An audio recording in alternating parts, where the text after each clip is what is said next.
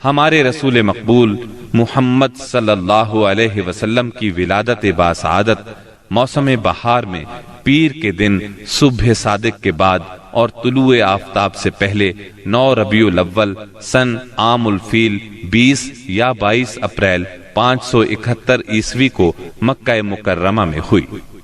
پیر کا دن آپ کی مبارک زندگی میں بڑی اہمیت کا حامل ہے۔ سیدنا ابن عباس رضی اللہ عنہ فرماتے ہیں کہ آپ پیر کو پیدا ہوئے، پیر کے دن آپ کو نبوت سے سرفراز فرمایا گیا، سوموار ہی کو مکے سے مدینے کی طرف ہجرت کے لیے نکلے، سوموار ہی کو آپ مدینہ منورہ تشریف لائے اور آپ نے پیر ہی کے دن اس دار فانی کو خیر باد کہا۔ آپ کے پیدا ہوتے ہی آپ کے دادا عبد المطلب آپ کو گود میں اٹھا کر خانہ کعبہ میں لے گئے، آپ کے لیے دعا کی اور محمد نام رکھا۔ پوتے کی پیدائش کی خوشی میں 7ویں دن اپنے قبیلے کی دعوت کی۔ لوگوں نے آپ کے دادا سے پوچھا، آپ نے نومولود کا نام دوسرے لوگوں کے ناموں جیسا کیوں نہیں رکھا؟ انہوں نے جواب دیا، میں چاہتا ہوں میرے پوتے پر اس نام کا اثر پڑے اور میرا پوتا تعریف و توصیف حاصل کرے۔ آپ کی والدہ سیدہ آمنہ نے آپ کا نام احمد رکھا۔ انجیل میں بطور پیشگوئی آپ کے 2 نام آئے ہیں، فارقلید اور منہمنا۔ قرآن مجید کی سورہ انبیاء آیت 107 میں اللہ تعالیٰ نے آپ کو رحمت للعالمین کہا ہے، وَمَا أَرْسَلْنَاكَ إِلَّا رَحْمَةً لِلْعَالَمِينَ، یعنی ہم نے آپ کو تمام جہانوں کے لیے رحمت بنا کر بھیجا ہے۔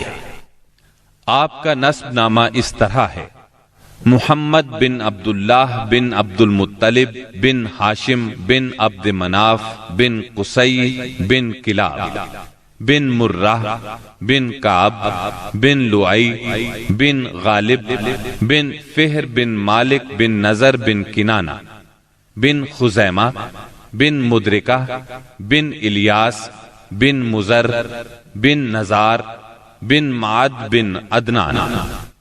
اس بات پر سب کا اتفاق ہے کہ عدنان سیدنا اسماعیل علیہ السلام کی نسل سے ہیں، لیکن دونوں کے درمیان میں کتنی پشتیں ہیں اور ان کے نام کیا کیا ہیں، اس میں بہت اختلاف پایا جاتا ہے۔ آپ کی والدہ کا نام سیدہ آمنہ تھا۔ سیدہ آمنہ کے والد وہب بن عبد مناف بن زہرہ بن کلاب تھے۔ یہ وہی کلاب ہیں جو والد کی طرف سے بھی نبی صلی اللہ علیہ وسلم کے نسب نامے میں آتے ہیں۔ ان کا اصل نام عروہ یا حکیم تھا، لیکن کتوں کے ذریعے بکثرت شکار کھیلا کرتے تھے، اس لیے کلاب کے نام سے مشہور ہو گئے۔ عربی میں کلاب کتوں کو کہتے ہیں۔ آپ اسماعیل علیہ السلام کی اولاد میں سے ہیں۔ اسماعیل علیہ السلام کی خاطر جب اللہ تعالیٰ نے زمزم کا کنواں جاری کیا تو قبائل جرہم اور ایاد کے خانہ بدوش عرب سیدہ ہاجرہ کی اجازت سے وہاں آ کر رہائش پذیر ہوئے۔ کعبے کے متولی اسماعیل علیہ السلام اور ان کی اولاد رہی۔ ایک عرصے کے بعد بنو جرہم اور سیدنا اسماعیل کی اولاد میں کعبے کی تولیت کے سلسلے میں جھگڑا ہوا تو کعبے کی خدمت اور تولیت اولاد اسماعیل اور بنو جرہم میں تقسیم ہو گئی، اور جب بنو خزاعہ نے لڑ کر مکے پر قبضہ کیا تو ایک مدت تک کعبے کی تولیت بھی ان کے پاس رہی، لیکن بنو اسماعیل بہرحال مکے ہی میں رہے۔ ان کے ایک فرد کلاب نے شمالی عرب میں قبیلہ قزاعہ میں شادی کی، اس سے قصی پیدا ہوئے۔ وہ جوان ہو کر اپنے قبیلے میں واپس آ گئے۔ خسر کی وفات کے بعد قصی نے اپنے ننہال کی مدد سے بنو خزاعہ کو مجبور کیا کہ وہ شہر چھوڑ کر مضافات میں جا بسا۔ بنو خزاعہ کے سردار نے کعبے کے قیمتی چڑھاووں کو زمزم کے کنویں میں ڈال کر اس کو پاٹ دیا اور کنواں غائب ہو گیا۔ پھر قصی کو بہت بڑا اقتدار حاصل ہوا، اس کی اولاد پھلی پھولی اور اسے قوم کا بہت بڑا سردار تسلیم کیا گیا۔ قصی نے مکے میں ایک شہری مملکت کا آغاز کیا، وہاں دار الندوہ یعنی پارلیمنٹ اور ٹیکس کے نئے محکمے قائم کیے، لیکن وفات کے وقت حکومت اپنے بچوں میں تقسیم کر دی۔ کسی کو کعبے کی رکھوالی سونپی، کسی کو چابی دی، کسی کو فوج کی قیادت تو کسی کو ٹیکس کا حساب کتاب سونپا۔ بعد کی نسلوں میں انتظامات کی مزید تقسیم در تقسیم ہوئی۔ آغاز اسلام کے وقت وہاں 10 سرداروں کی ایک مجلس کار فرما نظر آتی تھی۔ قصی کے 4 بیٹے تھے، ان میں عبد مناف بڑے نامور اور صاحب عزت ہوئے۔ عبد مناف کے بھی 4 بیٹے تھے، ان میں ہاشم شہرت میں سبقت لے گئے۔ ہاشم آپ کے پردادا تھے، بہت دولت مند ہونے کے ساتھ ساتھ سخاوت، مروت اور احسان میں بھی بے مثال تھے۔ ہاشم کہلانے کی وجہ یہ تھی کہ ان کے عہد میں ایک مرتبہ مکہ مکرمہ میں قحط پڑ گیا۔ یہ فلسطین گئے اور اونٹوں پر آٹے کی بہت سی بوریاں لاد لائے، بہت سے اونٹ ذبح کیے، ان کا شوربہ تیار کیا، روٹیاں پکوائیں۔ ان روٹیوں کو شوربے میں بھگو بھگو کر اہل شہر کو کھلاتے رہے۔ عرب اس کھانے کو حشیم اور سرید کہتے ہیں۔ یہ سلسلہ ایک مدت تک جاری رہا، اسی وجہ سے ان کا نام ہاشم پڑ گیا۔ وہ حاجیوں کی خدمت اور مہمان نوازی میں بھی بڑھ چڑھ کر حصہ لیتے تھے۔ اسی سخاوت اور فیاضی سے ہاشم کا نام پورے عرب میں مشہور ہو گیا۔ ذاتی اثر و رسوخ اور وجاہت کی وجہ سے ان کی دوسرے ممالک کے درباروں میں بھی رسائی تھی۔ انہوں نے ہی قریش میں سب سے پہلے یہ دستور جاری کیا کہ سال میں 2 مرتبہ تجارتی قافلے روانہ ہوا کریں، موسم گرما میں شام کی طرف اور موسم سرما میں یمن کی طرف۔ چنانچہ اسی دستور کے مطابق دونوں موسموں میں قافلے روانہ ہوتے تھے۔ سورۃ القریش میں اللہ تعالیٰ نے قریش کو یہی انعام یاد دلایا ہے، کیونکہ قریش اللہ کی رحمت سے موسم سرما و گرما کے عادی ہو گئے۔ ان کی سمجھ میں یہ بات آ گئی کہ اس نعمت کے شکریہ میں اللہ کی عبادت کرنا چاہیے جو اس گھر کا مالک ہے، اور اس نے انہیں بھوک میں کھانا دیا اور خوف سے امن بخشا۔ نجاشی شاہ حبش ہاشم کی بے حد خاطر مدارت کرتا اور تحفے تحائف بھی پیش کرتا۔ قیصر روم بھی ان سے بہت مہربانی سے پیش آتا تھا۔ ہاشم نے یمن اور روم کی حکومت سے قریش کے تجارتی قافلے کی حفاظت کا حکم حاصل کیا، اور یہ ان کے اعلیٰ تدبر کا نتیجہ تھا کہ تمام راستے قریش کے تجارتی قافلوں کے لیے محفوظ ہو گئے۔ اس طرح مکہ مکرمہ بین الاقوامی تجارت کا مرکز بن گیا۔ اس سے خانہ کعبہ کی زیارت اور فریضہ حج عام ہو گئے، اور مکی زبان بھی ملک کے چاروں طرف سمجھی جانے لگی۔ ان قریشی قافلوں اور سالانہ میلوں کی وجہ سے جزیرہ نمائے عرب میں ایک معاشی مرکز پیدا ہو گیا۔ ان سالانہ میلوں میں قریش کو سرمایہ دارانہ تجارت اور قافلوں کی حفاظت کے سلسلے میں بہت اہمیت حاصل تھی۔ اس طرح مکہ مکرمہ تجارتی مرکز بنا، جس نے سیاسی مرکزیت کا راستہ کھولا جو اسلام کا کارنامہ بننے والا تھا۔ 197 عیسوی کے چند ماہ بعد ہاشم کی بیوی سلمہ بنت عمر کے ہاں مدینہ منورہ میں شیبہ یعنی عبد المطلب پیدا ہوئے۔ بچے کے سر میں کچھ بال سفید تھے، اس لیے ان کا نام شیبہ رکھا گیا۔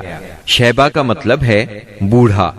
ہاشم کی وفات کے بعد ذمہ داریاں ان کے بھائی مطلب نے سنبھال لی تھی۔ گویا مطلب شیبہ کا چچا تھا۔ اس کی وفات کے بعد شیبہ نے رفادہ اور سقایا کی ذمہ داریاں خوبی سے سنبھالی۔ انہوں نے یمن اور حبشہ کے درباروں میں اپنی قوم کی نمائندگی بھی کی۔ ان کی ملکیت میں ایک قدرتی چشمہ بھی تھا۔ ایک دن خواب میں انہیں اشارہ ملا کہ فلاں جگہ کھود کر غائب شدہ زمزم کا کنواں برآمد کریں۔ کھودتے وقت اس سے انہیں دفن شدہ خزانہ بھی ملا جو کعبے کے چڑھاووں پر مشتمل تھا۔ عبد المطلب کو زمزم کی ملکیت کے لیے بہت دشواریاں پیش آئیں، مگر اہل شہر امن پسند تھے۔ انہوں نے طے کیا کہ کسی غیر جانبدار حاکم سے اس کا فیصلہ کرا لیا جائے۔ عبد المطلب نے یہ بات مان لی، لیکن پریشان بھی تھے، اس لیے منت مانی کہ اگر اللہ نے مجھے 10 بیٹے دیے اور وہ بلوغت کو پہنچے تو میں ان میں سے ایک کو کعبے میں جا کر اللہ کے لیے قربان کر دوں گا۔ جب 10واں بیٹا بھی بلوغت کو پہنچ گیا تو عبد المطلب کو منت یاد آئی۔ انہوں نے بیٹوں کے درمیان قرعہ ڈالا تاکہ جس کا نام نکلے اسے قربان کر دیں۔ قرعہ نبی اکرم صلی اللہ علیہ وسلم کے والد عبداللہ کے نام نکلا۔ عبد المطلب کا ارادہ دیکھ کر رشتہ داروں اور دوستوں نے دخل اندازی کی اور انہیں مشورہ دیا کہ وہ کسی خاتون عرافہ کے پاس جا کر حل دریافت کریں۔ चुनाचे अब्दुल मुत्तलिब एक अर्राफा के पास गए। उसने मामला सुनकर मशवरा दिया कि बेटे और 10 ऊंटों के दरमियान कुरा डालो। अगर अब्दुल्लाह के नाम निकले तो मजीद 10 ऊंट बढ़ा दो। इस तरह खून बहा की मिकदार में इजाफा करते जाओ, यहाँ तक कि कुरा खून बहा पर निकले। उन्होंने कुरा अंदाजी शुरू की। कुरा हर बार अब्दुल्लाह के नाम निकलता रहा। ये 10 ऊंट हर बार बढ़ाते गए। जब 100 ऊंट पूरे हो गए तब कुरा ऊंटों के नाम निकला। अब्दुल मुत्तलिब ने 3 बार ऐसा किया ताकि इत्मीनान हो जाए। हर बार 100 ऊंटों ही का कुरा निकला। अब उन्हें इत्मीनान हो गया कि यही अल्लाह को मंजूर है। वाक़या फील के 50-55 दिन बाद अब्दुल मुत्तलिब काबे का तवाफ कर रहे थे कि उन्हें पोते की विलादत की खुशखबरी मिली। 75 साला दादा बहुत खुश हुए। नबी करीम सल्लल्लाहु अलैहि वसल्लम उनके प्यारे फर्जंद जनाबे अब्दुल्लाह की यादगार थे, जिनकी जिंदगी 100 ऊंटों की कुर्बानी देकर बचाई गई थी, लेकिन फिर अचानक वो फौत हो गए। उनकी वफात से बूढ़े बाप को जो सदमा पहुंचा था, पोते की विलादत से एक हद तक वो कम हो गया। अब्दुल्लाह की वालिदा यानी नबी सल्लल्लाहु अलैहि वसल्लम की दादी का नाम फातिमा बिनते अम्र था। अब्दुल्लाह के 2 सगे भाई जुबैर और अबू तालिब थे। बीबी आमिना से निकाह के बाद अब्दुल्लाह ने रवाज के मुताबिक 3 दिन तक ससुराल में क़याम किया। इसके बाद तिजारत की गरज से शाम चले गए। वापसी पर यस्रिब यानी मदीना मुनव्वरा में ठहरे ताकि अपने वालिद के हुक्म के मुताबिक खजूरों का सौदा करें। मदीना मुनव्वरा ही में क़याम के दौरान वो बीमार हो गए। आपकी बीमारी की खबर मक्का पहुंची तो अब्दुल मुत्तलिब ने फौरन अपने बड़े बेटे हारिस को अब्दुल्लाह की खबर गिरी के लिए मदीना रवाना किया। हारिस मदीना पहुंचे तो मालूम हुआ 1 माह बीमार रहने के बाद अब्दुल्लाह इंतकाल कर गए हैं। इंतकाल के वक्त उन्होंने 5 ऊंट, चंद बकरियां और 1 बांदी छोड़ी, जिसकी कुनियत उम्मे ऐमन और नाम बरकत था। अब्दुल्लाह का इंतकाल अपने पैगंबर बेटे की विलादत से चंद माह पहले ही हो गया था। गोया आप सल्लल्लाहु अलैहि वसल्लम शिकम मादर ही में यतीम हो गए थे। आपकी वालिदा सैयदा आमिना तहारत नफ्स, शराफत, इज्जत, इफ्फत, इस्मत और पाकबाजी में बेमिसाल थी।